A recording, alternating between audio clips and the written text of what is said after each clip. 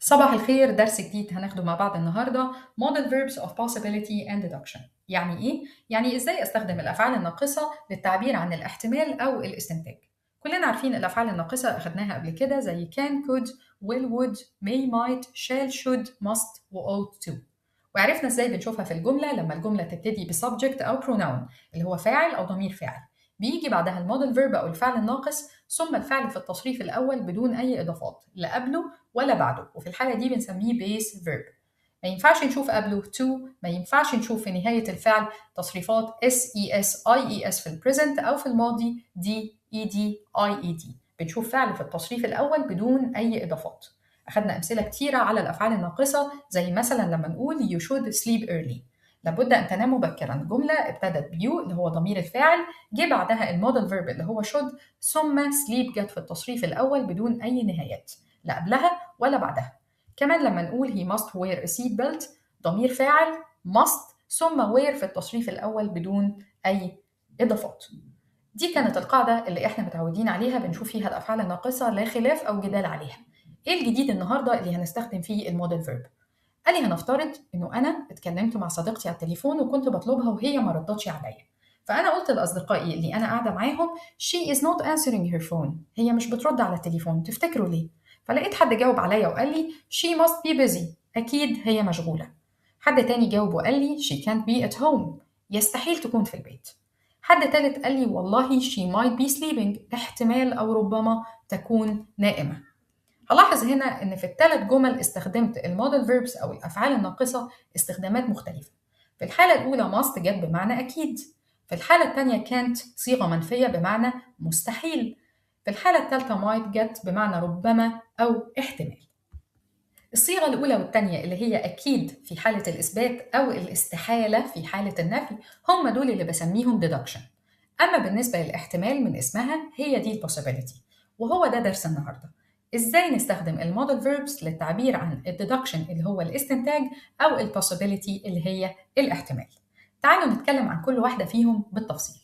deduction يعني إيه؟ يعني استنتاج. لازم الاستنتاج يكون مبني على معلومة يا إما أنت عارفها أو موقف أنت شايفه بيحصل قدام عينيك. في الحالة دي أقول ده deduction وأتعامل في الجملة على الأساس ده. الديدكشن أو الاستنتاج عندي نوعين، نوع مثبت في الحالة دي هستخدم الموديل فيرب must، ونوع منفي أو سلبي وفي الحالة دي هستخدم can't. يبقى مرة كمان، الموديل فيرب لو هتعبر عن استنتاج أو deduction في الحالة دي لازم أكون قدامي حاجة أنا شايفها بعينيا ومتأكد منها يا معلومة أنا عارفها. وأعرف دايما إن الديدكشن بينقسم لنوعين، نوع مثبت بعبر عنه باستخدام الموديل فيرب must، ونوع منفي بعبر عنه باستخدام can't. طيب وبالنسبة للبوسيبيليتي من اسمها هي احتمال، بنستخدم فيها الأفعال الناقصة may و might و could في حالة الإثبات، وفي حالة النفي بنضيف لها not، تبقى may not might not could not اللي هي couldn't. يهيأ لي لغاية هنا الدنيا بسيطة وسهلة. السؤال هنا إزاي أقدر أكون جملة باستخدام الديدكشن أو البوسيبيليتي، وهكونها إزاي؟ قال لي والله ده بناء على فهمك للجملة. لو كان الاستنتاج أو الاحتمال أنت فهمت من سياق الجملة إنه حصل في الوقت الحاضر، فهنعبر عن الجملة باستخدام البريزنت اللي هو الصيغة اللي إحنا متعودينها. جملة بتبتدي بالسبجكت بيجي بعدها الفعل الناقص أو الموديل فيرب ثم الفعل في التصريف الأول بدون أي إضافات. دي القاعدة العادية اللي إحنا متعودين عليها. لو أنت من سياق الجملة فهمت إن الاحتمال أو الاستنتاج حصلوا في الماضي، في الحالة دي هنعمل تغيير بسيط. طبعا الجملة بتبدأ بضمير أو باسم ثم الفعل الناقص اللي هو الموديل فيرب يجي بعده have زائد البي بي أو التصريف الثالث. يبقى مرة كمان أنا عندي موديل فيرب للاحتمال أو للاستنتاج، فهمت من سياق الجملة إن ده حصل في البريزنت، يبقى الجملة العادية جدا موديل فيرب يليه فعل في التصريف الأول. طيب لو الديدكشن أو البوسيبيليتي حصلوا في الماضي، يبقى الموديل فيرب بيجي بعده have والتصريف الثالث للفعل. كده احنا شرحنا القاعدة، تعالوا نبدأ نطبق في الأمثلة بتاعتنا. أول مثال بيقول My sister is crying she not sad، وطالب مني أختار مجموعة من الأفعال الناقصة سواء كانت في الإثبات أو النفي. أختار إزاي؟ مبدئيا علشان نحل النوع ده من الأسئلة لازم أعرف الجملة بتاعي بتعبر عن deduction ولا possibility. My sister is crying ده موقف أنا شفته بعيني، أنا شايفه قدامي وبالتالي ده استنتاج يبقى deduction. الديدكشن عندي نوعين، يا إما مثبت يا إما منفي. مثبت بستخدم له must، منفي بستخدم له can't. يبقى أنا كده حصرت اختياراتي بين الاختيار الأول اللي هو can't be والاختيار التاني اللي هو must be. كده أنا حليت تقريبا نص السؤال. النص التاني بيبقى بناء على فهمك للجملة. يا ترى أنا أختي بتبكي لأن هي يستحيل تكون حزينة ولا هي أكيد حزينة؟ طبعا أكيد، وبالتالي الجملة بيكون إجابتها must be، وتبقى إجابة الجملة على بعضها: My sister is crying, she must be sad. مثال تاني لما أقول You not have seen علي yesterday. He is still abroad.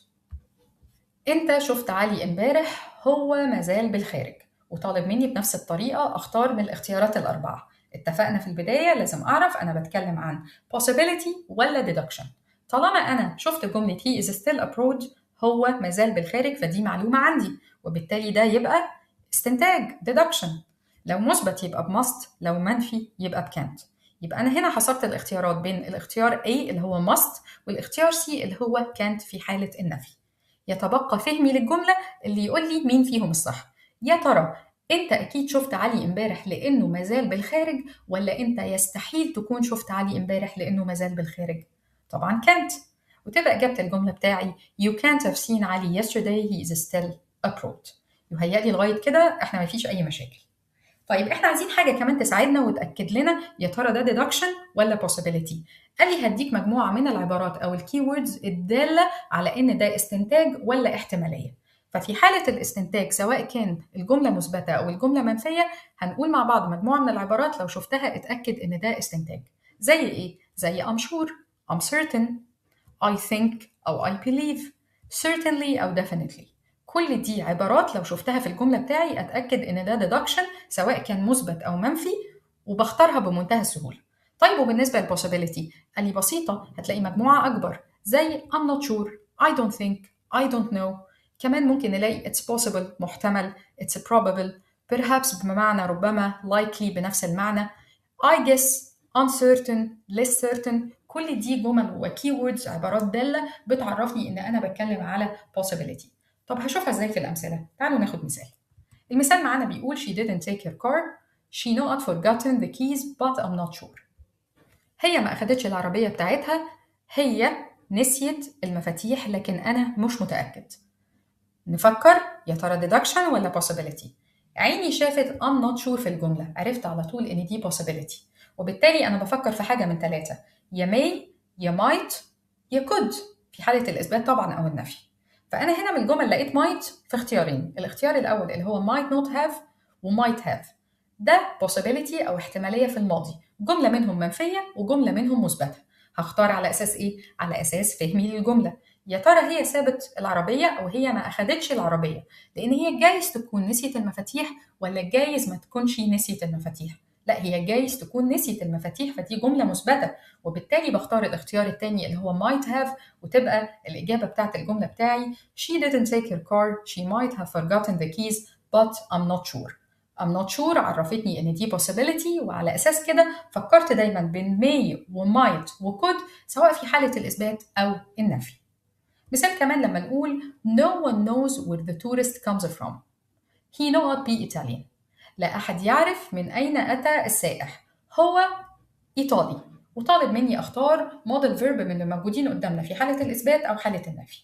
طيب أنا شافت عيني جملة هنا بتقول No one knows، لا أحد يعرف. محتاجين نكون لماحين شوية، مش شرط نشوف نفس الكيوردز اللي احنا حافظينها، ممكن نلاقي حاجات شبيهة بيها. زي الجملة دي No one knows، لا أحد يعرف، بتساوي إلى حد كبير لما نقول I don't know. شفنا الجملة دي فين؟ في possibility، وبالتالي أنا على طول بفكر طالما possibility في حاجة من ثلاثة: يا may، يا might، يا could، طبعا في حالة الإثبات أو النفي. ما بلاقيش أي اختيار منهم غير الاختيار C اللي هو could، وتبقى إجابة السؤال بتاعي No one knows where the tourist comes from. محدش عارف السائح جاي من أي دولة. He could be Italian، جايز هو إيطالي. آخر سؤال معانا النهاردة بيقول Our neighbors are breaking one of their windows. They know up their keys. جيراننا بيكسروا أو بيكسروا الشباك بتاع البيت بتاعهم. They know up their keys. هم في حاجة حصلت لمفاتيحهم. يا ترى must have lost ولا can't have lost ولا must lose ولا may have been lost؟ الجملة بتاعي أول ما قريتها Our neighbors are breaking one of their windows، أنا هنا فهمت إن ده موقف أنا شفته بعينيا. طالما أنا شفته بعينيا فأنا على طول بفكر إن الجملة دي بتعبر عن deduction، استنتاج. فأنا حاصر اختياراتي بين must في الإثبات و can't في حالة النفي. هنستبعد طبعا may have been lost الأخيرة لأن دي احتمالية، ويتبقى عندي must have lost، can't have lost، must lose. طيب أختار مين فيهم؟ تعالوا نفهم معنى الجملة، جايز نعرف نستبعد حد. يا ترى الجملة دي مثبتة ولا منفية؟ أنا شفت جيراني بيكسروا الشباك بتاعهم، يبقى هم أكيد فقدوا المفاتيح ولا يستحيل يكونوا فقدوا المفاتيح؟ لا، هم أكيد، وبالتالي هستبعد يستحيل اللي هو الاختيار التاني. يتبقى عندي اختيارين اللي هو must have lost و must lose. الاختيار الأول ده استنتاج حصل في الماضي. الاختيار الثالث اللي هو C must lose ده اختيار حاصل في الوقت الحاضر في البريزنت. يا ترى اختار مين فيهم؟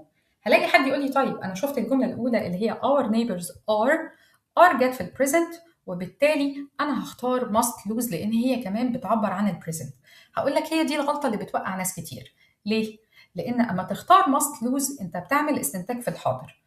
الجيران اللي موجودين عندنا كسروا الشباك دلوقتي لأن هم ضيعوا المفتاح، بيضيعوه في الوقت الحالي ولا ضيعوه في الماضي؟ هم ضيعوه في الماضي، وبالتالي must lose اختيار خاطئ، وبيكون الاختيار الصح هو must have lost. وتبقى إجابة سؤالنا our neighbors are breaking one of their windows they must have lost their keys. هكرر مرة واثنين وثلاثة، الاستنتاج قائم على فهمك الشخصي. ممكن عادي الجملة يبقى زمانها مضارع والاستنتاج أو الاحتمالية بتاعتنا تكون حصلت في الماضي. افهم الجملة هتعرف تحلها. بكده نبقى خلصنا بارت 1 من درس النهاردة. أتمنى تكونوا فهمتوا الدرس كويس. ذاكروه لأن المرة الجاية هناخد exercises، وأشوفكم على خير. باي باي.